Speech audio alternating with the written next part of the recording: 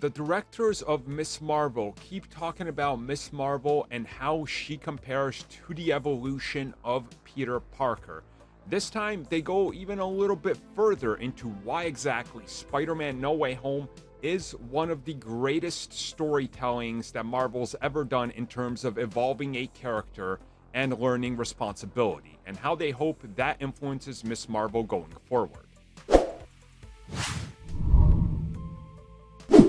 So this comes from both directors of Ms. Marvel, meaning both Adil and Bilal were both part of this interview with Games Radar, and they continue to further talk about Ms. Marvel as a character, and again referencing Spider-Man No Way Home and the tremendous growth that we see with Peter Parker as a character, citing that that's the bar that everybody should aim for in terms of character growth, evolution, and of course, what they end up learning during the journey.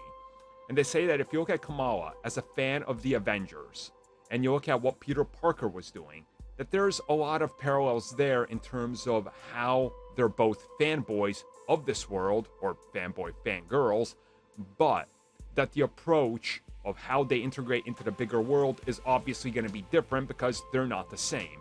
Again, they bring up the fact that Ms. Marvel is Muslim and she's out of her element here, but also in this whole world that's evolved ever since Peter Parker joined it, much further than, well, where it was at when he specifically joined it to where it was when she joined. And they said that the one thing that they want from Ms. Marvel, like Peter Parker, is that you can see elements of yourself in Ms. Marvel as the series continues to go, where you see how the reasoning and the things she's doing might be something that at that time, at that age, you would have had the same thought and idea.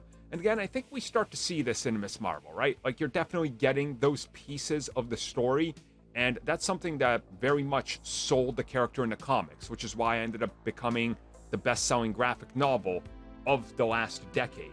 Because of that, because the character's popularity, once people started to get the reviews, it just hit home. People saw a lot of what made Peter Parker in those early days, you know, something that they wanted to read.